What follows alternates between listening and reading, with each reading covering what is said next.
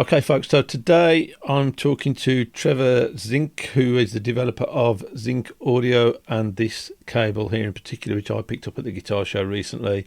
And I'm going to ask Trevor all about this, what it is, why he made it, do we need it, and why should we buy it from Zynk Audio, I guess. So, Trev, do you want to introduce yourself a little bit? Tell us a little bit about yourself, how you came to make this.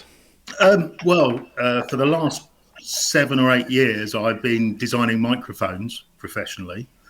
And one of the microphones I designed used a really, really simple preamp circuit. And while I was doing that, I thought I could get this to fit into an XLR socket, XLR plug rather, to make a preamp for microphones, kind of like the FET head, the cloud lifter, all these little boxes that you get to amplify microphones, things with a lower output, like possibly that SM7B. SM7B just here, it's got a little thing in the end there doing exactly that, yeah?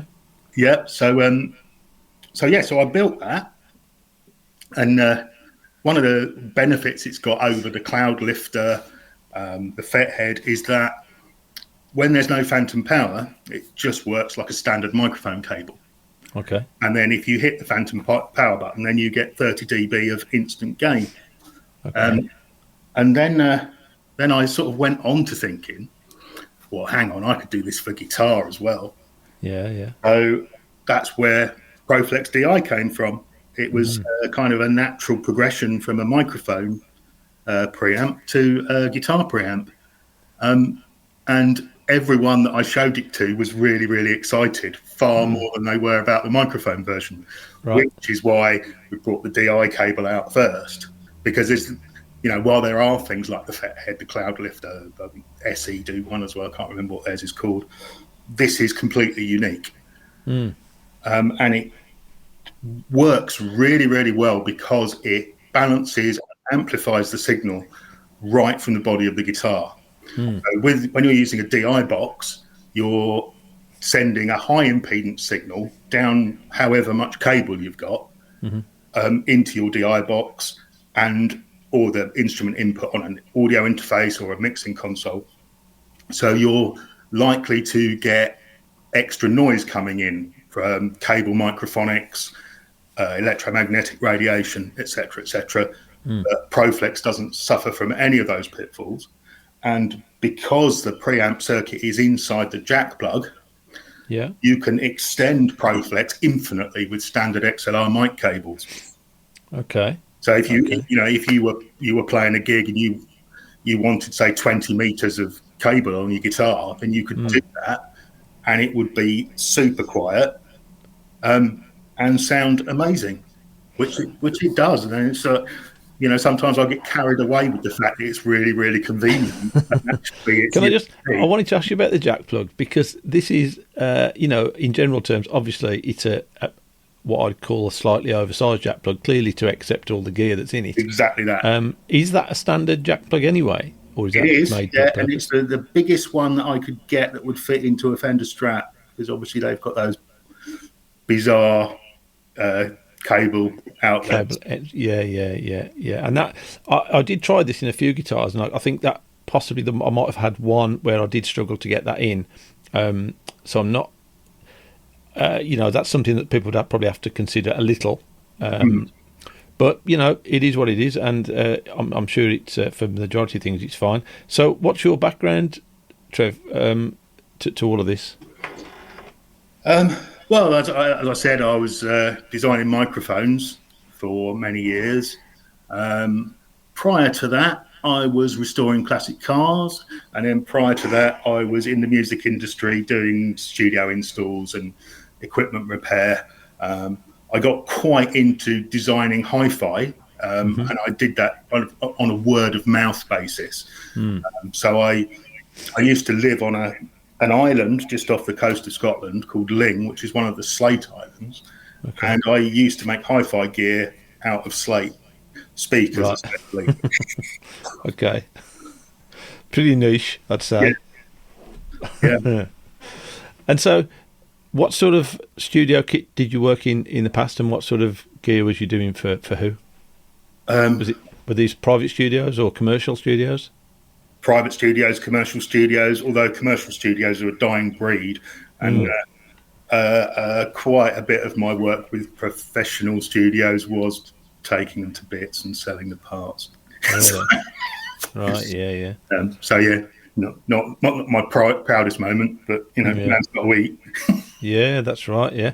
And so where are you going next with this? How's it going generally, and what's the reception been like? I know at the guitar show there's a lot of people there, a lot of people looking, talking, but it's a very busy place, and you don't always get time to really get into the detail. So how is it going as regards the how's this been received generally, and what you doing next?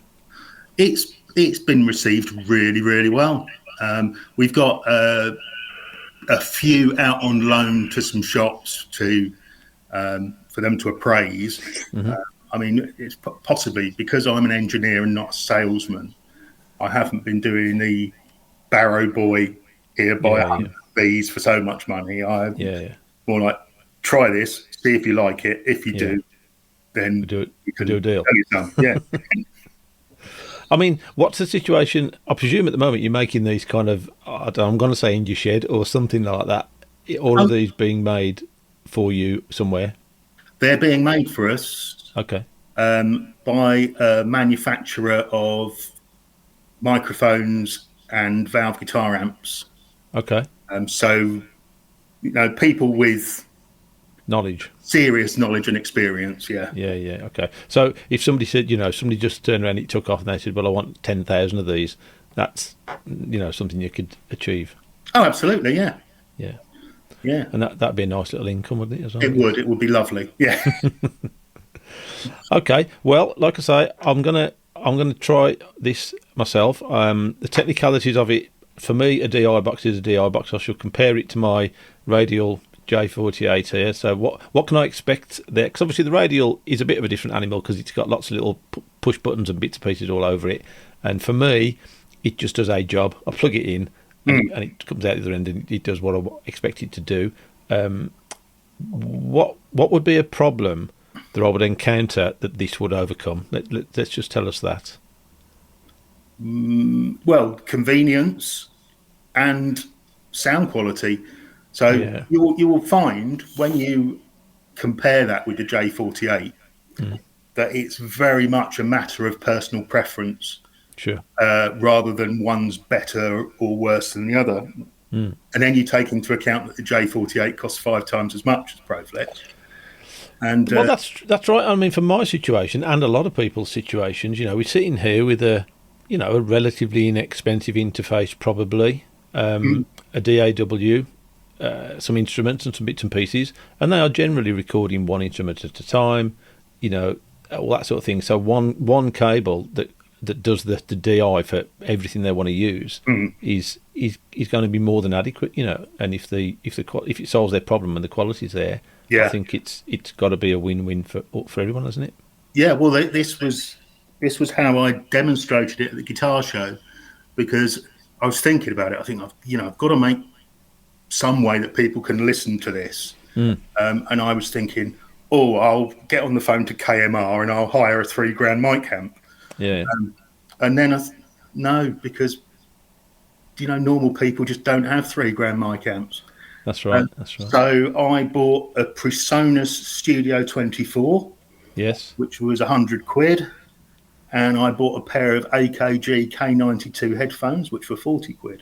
Yeah. And as an aside, they're an amazing set of headphones for £40. Yeah. And so what I did, I rigged up a little foot switch. So you could play through Proflex, hit the foot switch, and then you'd be playing through the Presonus instrument input. Okay. And I put all this switching equipment at the guitar end. So they had a little box that stuck out the back of the guitar with 2 cables going into, with a relay, and the pedal activated the relay. Yeah, sure.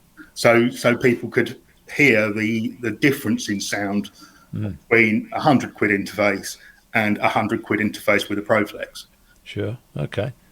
I might try and demonstrate that in my video. Actually, I'll try and match the J48 against it and just see if we can just to compare the sound, really. You know what I'm hearing Great. Yeah. might not come over so well in the video. I'm not sure, but I'll give it a go. So, Yeah. okay, and so like we said at the beginning, I looked on the website. So you've got a couple of other bits coming out. So what are you planning on doing next, and how far do you think you will take the whole thing? Right. Well, I've got the mic Proflex Livewire, the mic preamp, which we've talked about, and I'm also doing a couple of little boxes to go with it. So I'm doing a little box unimaginatively called Nexus, which runs off a 9-volt pedal supply, either positive center or negative center, doesn't matter. And that will allow you to use Proflex into a pedal board. I'm building a slightly bigger version of that called Nexus Plus. You see, we don't have a marketing department. No.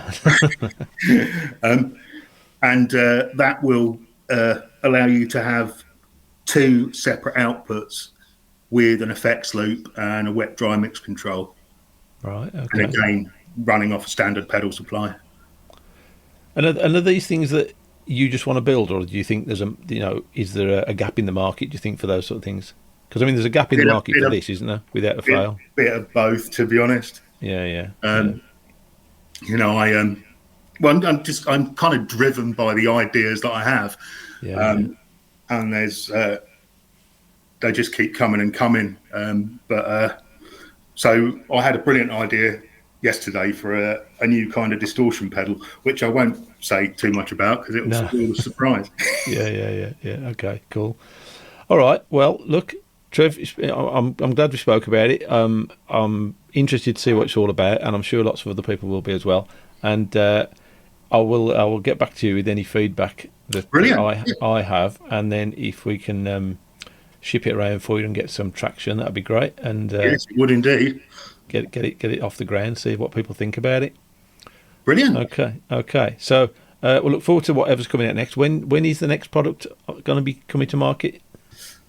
Ooh, May, probably mid-May for the mic cable.